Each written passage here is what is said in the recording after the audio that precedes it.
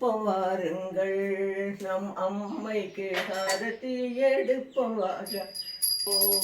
பாதமலரில் பூஜை செய்து பாரிடாத சாரம் சூட்டி பாறையெல்லாம் காத்து நிற்கும் பரமேஸ்வரி தேவிக்கின்று சாரத்தி எடுப்போம் வாருங்கள், நம் அம்மைக்கு சாரத்தி எடுப்போம் வாருங்கள்.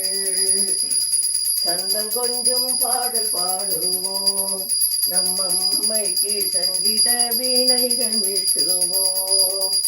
வந்தனைகள் செய்பவர்கள் நெஞ்ச கோவில் கோழி வந்து மங்களமாய் வாழ்த்தளிக்கும் மரகத வல்லிக்கின்று சாரத்தி எடுப்போம் வாருங்கள், நம் அம்மைக்கு சாரத்தி எடுப்போம் வாருங்கள். நீராஜனம் சுமாங்கல்யம் சர்வமங்கள காரணம் கிருஹாண பரயா பக்தியா சாத்விகம் தே சிவாத்மஜ கற்பூர நீராஜனம் சந்தர்சயாமி.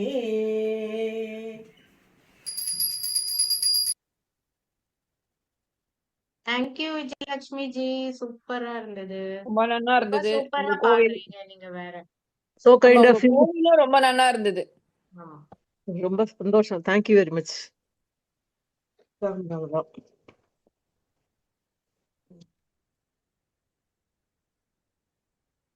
ஓம் நமோ பகவதே வாசுதேவாய தன்வந்த்ரயே அமிர்த கலசஹஸ்தாய சர்வாமய விநாசாய त्रैलोक्यनाथाय धन्वन्त्रि महाविष्णवे नमः। ॐ नमो भगवते वासुदेवाय धन्वन्त्रये अमृतकलशहस्ताय सर्वामय विनाशाय त्रैलोक्यनाथाय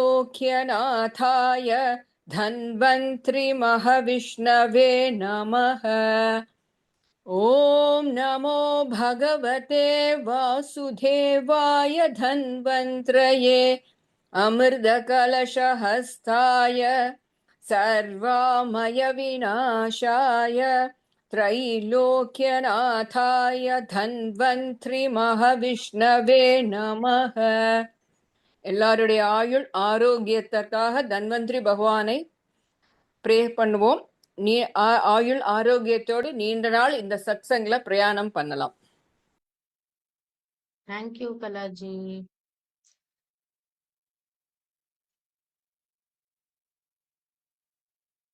விஜயலட்சுமி ஜி சொல்றலாம்.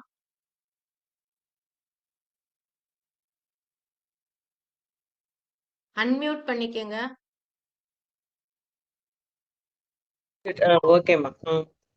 பீதாம்பரம் கரவிராஜித சங்கசக்கரம் கௌமோதகி சரசிஜம் கருணாசமுத்ரம் ராதா சகாய மதிசுந்தர மந்தஹாசம் வாதாலயமனிஷம் பிரதிபாவயாமி. தேங்க்யூ. ஸ்ரீ கிருஷ்ணா. ஜெய் ஸ்ரீ கிருஷ்ணா. ஜெய் ஸ்ரீ ஜி. ஜெய் ஸ்ரீ கிருஷ்ணாமா. ஜெய் ஸ்ரீ கிருஷ்ணா.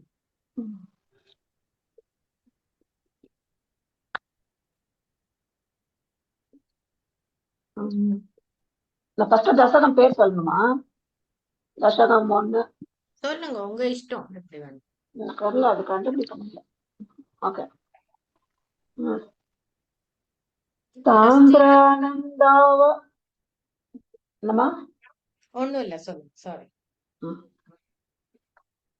சாந்திரானந்தாவபோதாத்மகமனுபமிதம் காலதேசாவதிभ्याम् निर्मुक्तम् नित्यमुक्तम् निगमशतसहस्रेण निर्भास्यमानम् अस्पष्टम् दृष्टमात्रे पुनरुरुपुरुषार्थात्मकम् ब्रह्मतत्त्वम् तत्तावद्भाति साक्षात् गुरुपवनपुरे हन्त भाग्यजनानाम्।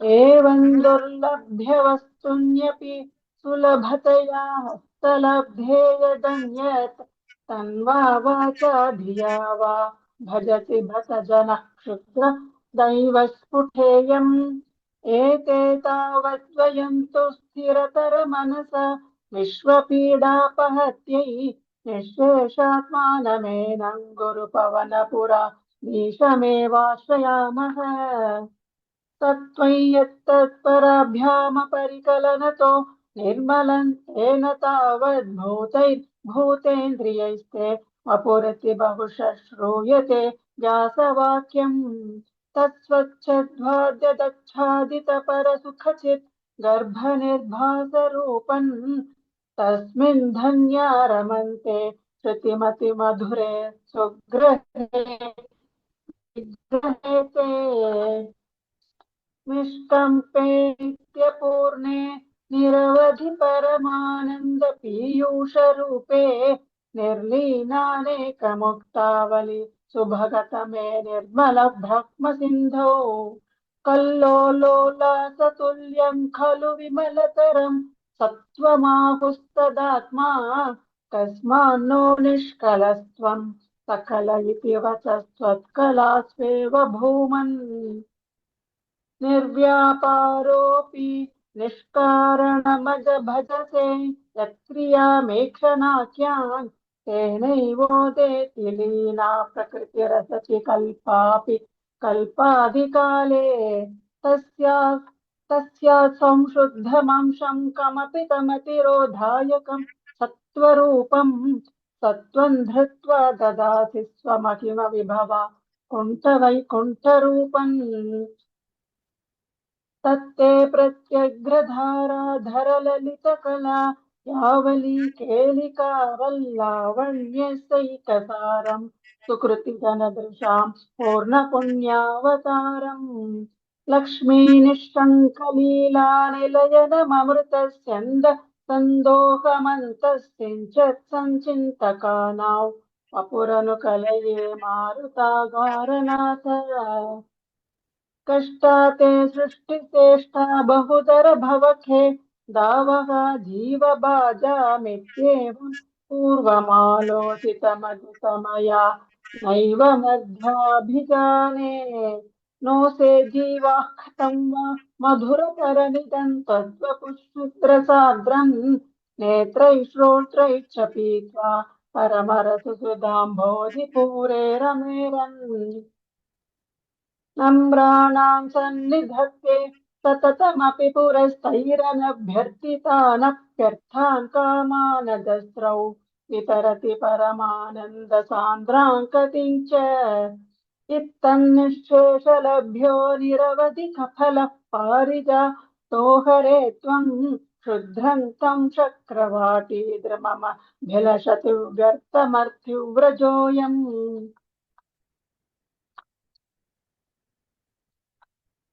कारुण्याकाममन्यं ददति खलु परे स्वात्मतस्त्वौ विशेषाधैश्वर्यादिशथेन्ये जगति परजने स्वात्मनोऽपीश्वरस्त्वं त्वय्युच्चैरारमन्ति प्रतिपदमधुरे चेतनास्फीतभाग्यास्त्वं चात्मा राम एवेत्यदुलगुणगणाधार शौरे नमस्ते ऐश्वर्यं शङ्करादीश्वर विनियमनौ विश्वतेजोहराणां तेजैः संहारि वीर्यो विमलमपि यशो निःस्पृहैश्चोपगीतम् अङ्गासङ्गा सदा श्रीरखिल विदसि न क्वापि ते सङ्गवार्ता तद्वातागारवासिन् मुरहर भगवच्छब्दमुख्याश्रयोऽसि इति प्रथमदशकं समाप्तम् Thank you, Jayashree ji. Jayashree, this was wonderful, wonderful, wonderful. ரொம்ப நல்லா சொன்னது. Very nice. Thank you. Thank you, sir.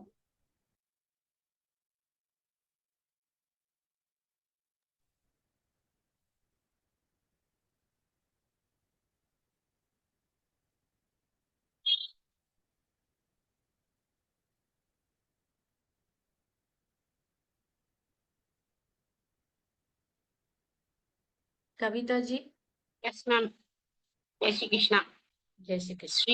Shri नारायणीयं द्वितीय दशकं श्री भगवत रूपवर्णनं भगवत स्वरूप माधुर्यं तथा भक्ति महत्वम्। सूर्यस्पर्धिकिरीटमूर्ध्वतिलकप्रोद्भासि फालान्तरं कारुण्याकुलनेत्रमात्रहसितोल्लासं पुनः सा पुटं गण्डोद्यन्मकराभकुण्डलयुगं कण्ठोज्ज्वलकौस्तुभं त्वद्रूपं वनमाल्यहारपटलश्रीवत्सदीप्रं भजे।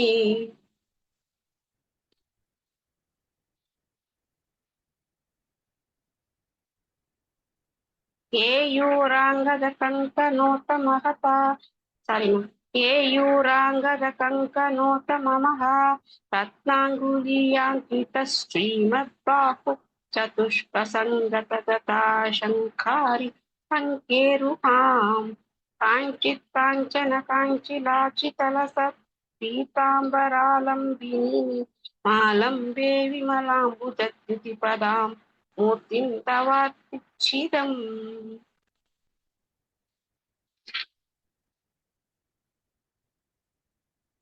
यत्रैलोक्यमहीयसोऽपि महितं सम्मोहनं मोहनात् कान्तं कान्तिनिधानतोऽपि मधुरं माधुर्यधुर्यादपि सौन्दर्योत्तरतोऽपि सुन्दरतरं त्वद्रूपमाश्चर्यतोऽप्याश्चर्यं भुवनेन कस्य कुतुकम् उष्णाति विष्णो विभो।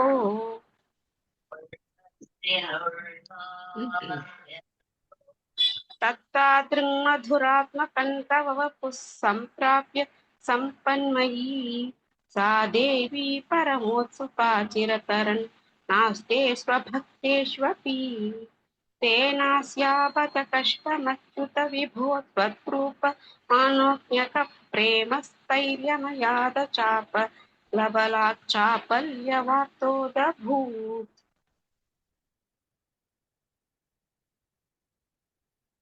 लक्ष्मीस्तावकरामनीयककृतै वेयं परेष्वस्तिरे यस्मिन् नन्यदति प्रमाणमधुना वक्ष्यामि लक्ष्मीपते ये त्वध्यानगुणानुकीर्तनरसासक्ता हि भक्ता जनास्तेष्वेषा वसति स्थिरैव दयितप्रस्ताव दत्तादरा।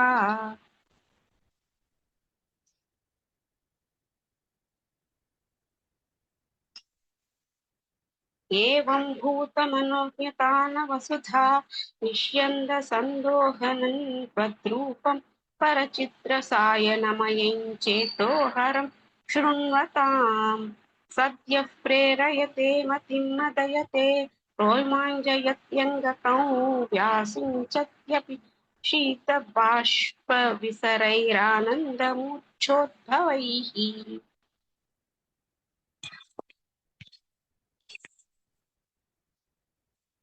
एवं भूततया हि भक्त्यभिहितो योगः स योगत्वयात् कर्मज्ञानमयात् धृषोत्तमतरो योगीश्वरैर्गीयते सौन्दर्यैकरसात्मके त्वयि खलु प्रेम प्रकर्षात्मिका भक्तिर्निश्रममेव विश्वपुरुषैर्लभ्या रमावल्लभ।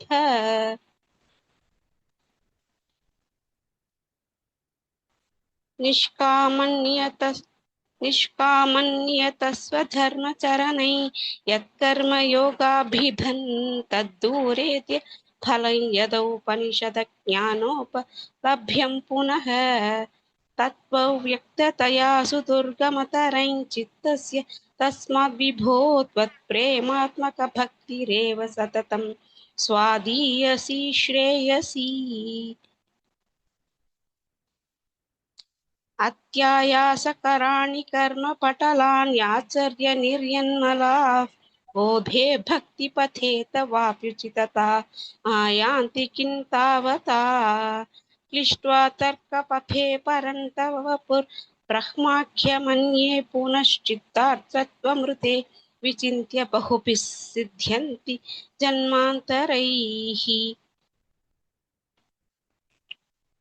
त्वद्भक्तिस्तु कथारसामृतझरी निर्मज्जनेन स्वयं सिद्ध्यन्ति विमलप्रबोधपदवीमक्लेश तस्तन्वती सद्य सिद्धिकरी जयत्यै विभो सैवास्तु मे त्वत्पदप्रेम प्रौढिरसार्द्रता धृततरौ वातालयाभीश्वर इति द्वितीयदशकं समाप्तम् Thank you, Wow, Kavita ji. wow, wow, wow. Wonderful, wonderful, wonderful. Thank you, sir. Thank ரொம்ப you, sir. நல்லா இருக்கு கவிதா. ரொம்ப நல்லா Thank you. இருக்கு. ஜெய் ஸ்ரீ கிருஷ்ணா. जय श्री कृष्ण तृतीय दशकं भक्ति प्रार्थना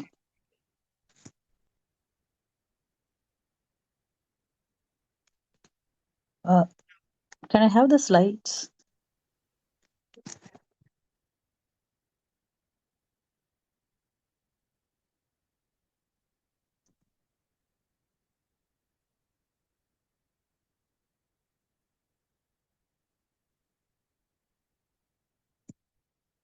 पठन्तो नामानि प्रमदभरसिन्धौ निपतिताः स्मरन्तो रूपं ते वरद कथयन्तो गुणकथा चरन्तो ये भक्ताः स्वयि खलु रमन्ते परममूनहं धन्यान् मन्ये समधिगत सर्वाभिलषितान्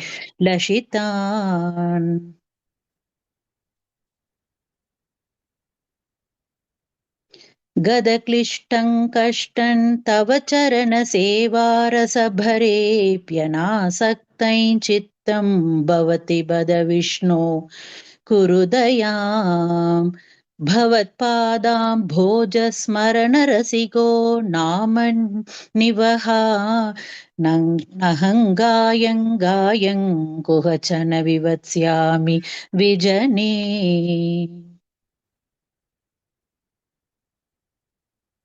कृपा ते जाता चेत् किमिव न हि लभ्यन्तनुभृतां मदीयक्लेशौगप्रशमनदशा नाम कियती न के लोकेऽस्मिन्ननिशमयि शोकाभिरहिता भवद्भक्ता मुक्ता सुखगतिमसक्ता विदधते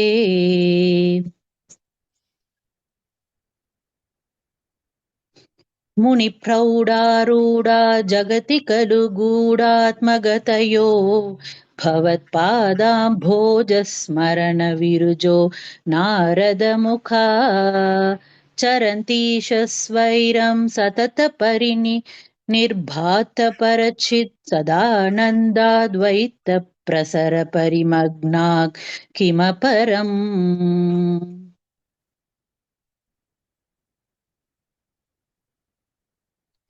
भवभक्तिस्पीता भवतु मम सैव प्रशमये दशेशक्लेशौ गण्ण खलु हृदि सन्देहकणिका न चेद्वयासस्योक्तिस्तव च वचनं नैगमवचो भवेन्मिथ्या रत्या पुरुषवचन प्रायमखिलम् भवद्भक्तिस्तावत् प्रमुखमधुरात् वद्गुणरसात् किमप्यारूढा चेदखिल परितापप्रशमनी पुनश्चान्ते स्वान्ते विमलपरिबोधोदयमिलन् महानन्दोद्वैतं दिशति किमत प्रार्थयमपरम्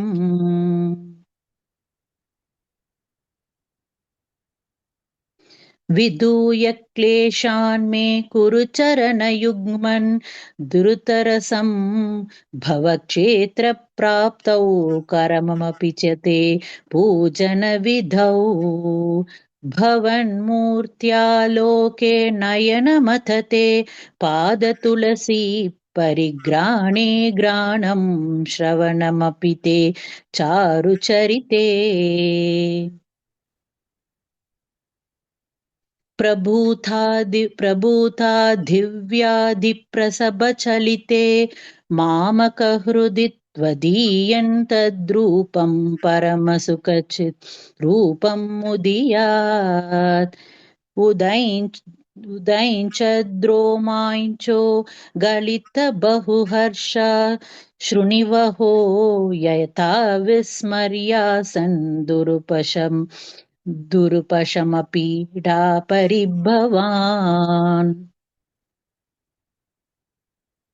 मरुद्गेहाधीशत्वयि खलु पराञ्चोऽपि सुखिनो भवत्स्नेही सोऽहं सुबुह परितप्ये च किमिदम् अकीर्तिस्ते मा भूद्वरतगद भारं प्रशमयन् भवद्भक्तोत्थं सैन् झटिति कुरु मां कंसदमन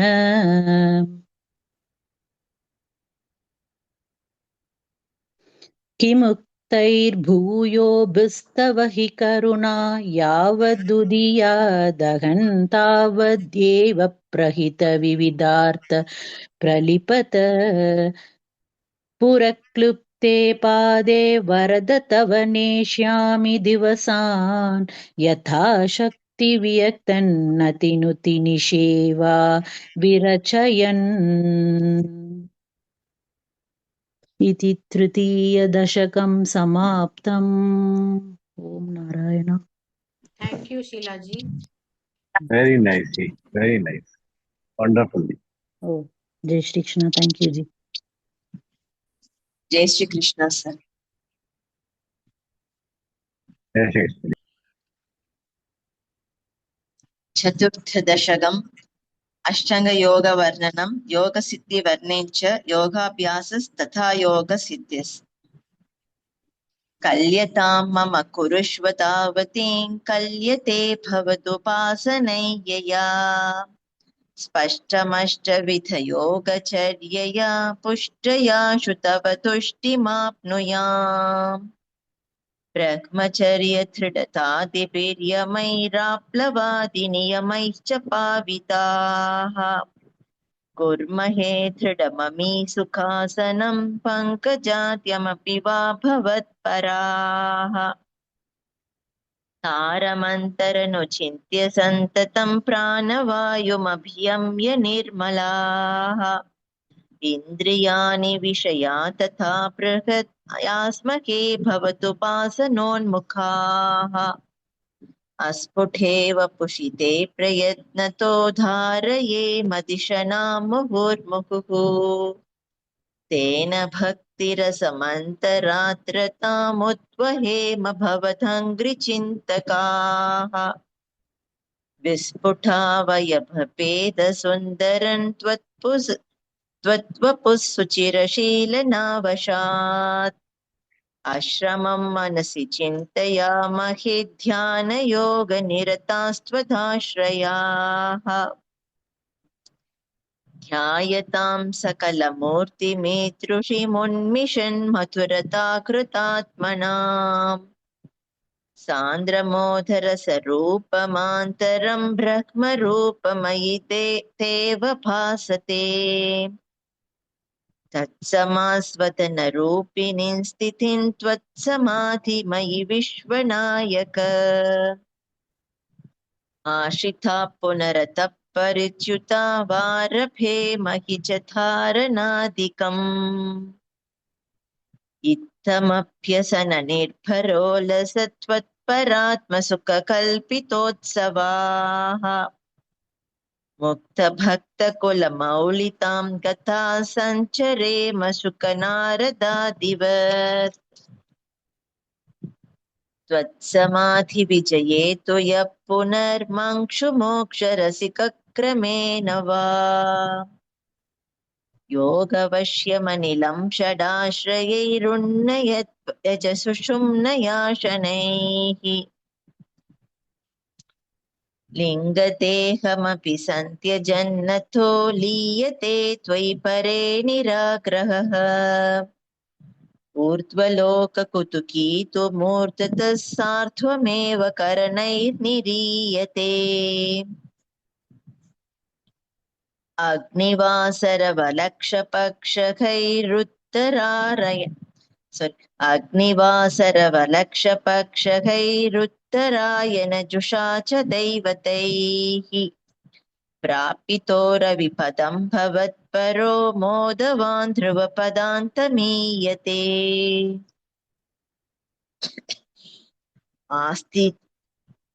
आस्तिथोतमकरालये यदा शेषवक्त्र दहनोष्मनाद्यते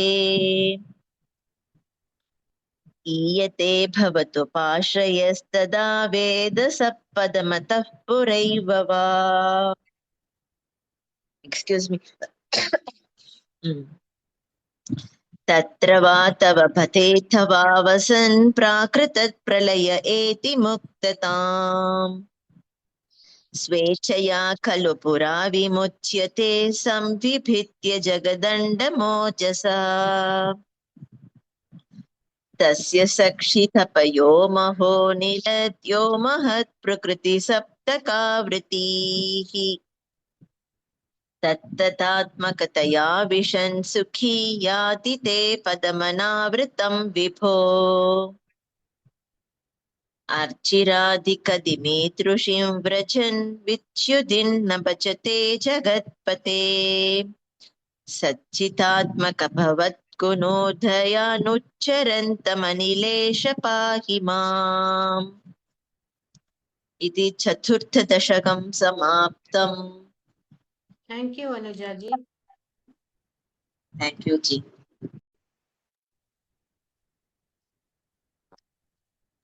வெரி நைஸ் அனுஜாதி, ரொம்ப நல்லா இருந்தது. ஃபர்ஸ்ட் கிளாஸ் அந்த டியூன்ல பியூட்டிஃபுல். Thank you sir. நான் வந்து 9th ஸ்லோகால தான் எனக்கு தெரிஞ்சு நான் அது யோக வஷ்ய மணிலம் ஷடாஸ்ரயை உன்னயத்துன்னு சொல்லிட்டேன். ருண்ணயத்து அது புக்ல அது நான் ஹீன் போட்டு அதெல்லாம் இப்ப அதை பத்தி எல்லாம் யோசிக்க வேண்டாம். நல்லா சொன்னேன், நல்லா இருந்து கேட்கறதுக்கு. அதை மட்டும் வச்சுக்கோ. சக்சஸ் சொல்றது it's not easy at all. Thank you sir. Thank you. Vijay ji. சொல்றேன். Jai Shri Krishna. Jai Shri Krishna. பஞ்சம தசகம் விராட் புருஷோத்பத்தி பிரகார வர்ணனம். விராட் புருஷ உற்பத்தி. व्यक्ताव्यक्तमिदन्न किञ्चिदभवत् प्राकृत प्रक्षये मायाया गुणसाम्यरुद्धविकृतौ त्वय्यागताया लयम् नो मृत्युश्च तदामृतैश्च समभूत् नाग्नो न रात्रे स्थितिस्तत्रैकस्त्वम शिष्यता किल परा नन्द प्रकाशात्मना कालः कर्म गुणाश्च जीवनिभगा विश्वञ्च कार्यौ विभो चिल्लीलारतिमेयुषि त्वयि तदा निर्लीनता माययुः तेषानैव वदन्त्य सत्त्वमयि भो शक्यात्मना तिष्ठतान् नो चेत् किं गगनप्रसून सदृशां भूयो भवेत् सम्भवः एवञ्च विगता वीक्षांसि शुक्षात्मिकां बिभ्राणे त्वयि सुक्षुभे द्रिभुवनि भावाय माया स्वयं मायादः खलु कालशक्तिरखिलात् दृष्टं स्वभावोऽपि च प्रादुर्भूय गुणान् विकास्य विदधु तस्या सहाय क्रियाम् माया सन्निहितो प्रविष्टवपुषा साक्षीति गीतो भवान् भेदैस्ता प्रतिबिम्बतो विविशिवान् जीवोऽपि नैवापरः कालादिप्रतिबोधिता भवता संज्योतिता च स्वयं माया सा खलु बुद्धितस्त्वमसृजत् योऽसौ महानुच्यते तत्रासौ त्रिगुणात्मकोऽपि च महान् सत्त्वप्रधानस्त्वयैन् जीवेऽस्मिन् खलु निर्विकल्पमहमित्युद्बोध निष्पादकः चक्रेऽस्मिन् सविकल्पबोधकमहन् तत्त्वं महान् खल्वसौ सम्पुष्टं त्रिगुणैस्तमो बहुलौ विष्णो भवत्प्रेरणात् सोऽहं च त्रिगुणक्रमा त्रिविधतामा सात्यवैकारिको भूयस्तैदसतामसाविति भवन् नाट्येन सत्त्वात्मना देवानिन्द्रियमाणिनो कृतदिशो वातार्गपाश्यश्विनो वग्नीन्द्राच्युतमित्रकान् विदुविधि श्रीरुद्रशारीरकान्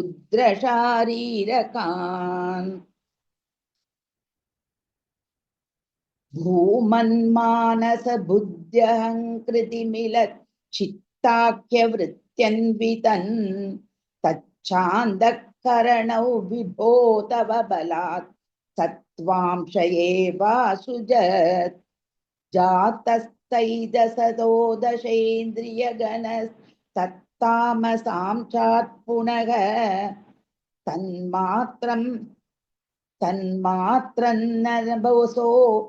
तन्मात्रन्नभसो मरुत्पुरपते शब्दो जनित्वद्बलात्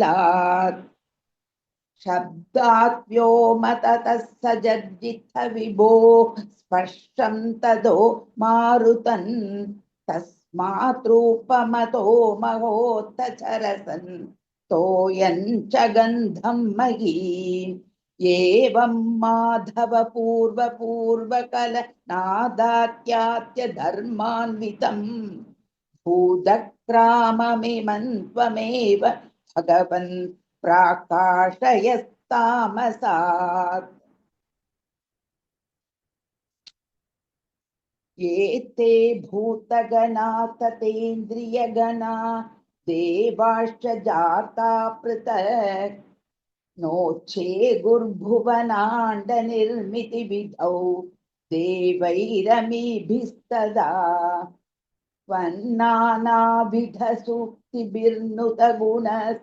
तत्त्वान्यमून्याविशन् चेष्टादिमुदीर्यतानि घटयन् हैरण्यमण्डं व्यधाः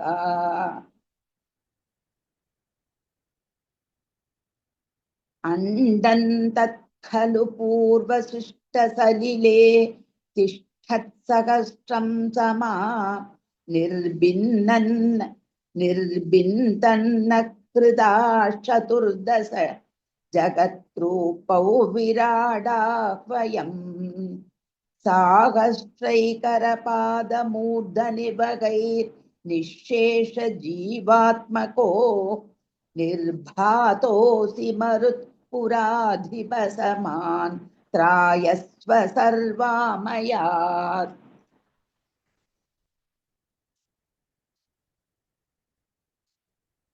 इति पञ्चमदशकं समाप्तम्। Thank you, Vijay. Thank you, Thank you. thank you, Vijayalakshmi. Thank Very you, sir. nice. you, எல்லாருமே sir. 5 பேருமே வெரி நைஸ், வெரி நைஸ். ரொம்ப ப்ரௌடா இருக்கு. இவ்வளவு அழகா எங்கேயுமே ஒரு தடங்கள் இல்லாம ரொம்ப நல்லா சொன்னேன். Thank you, thank you Sreethaji for taking the class in my absence. No problem, sir. Don't say thank you, madam. Thank you. So, நாளைக்கு பார்க்கலாம் கிளாஸ்ல. Thank you, ma'am. Jai Shri Krishna. Thank you, sir. Jai Shri Krishna, sir. Thank you. Thank you. Jai Shri Krishna. Jai Shri Thank Krishna. you.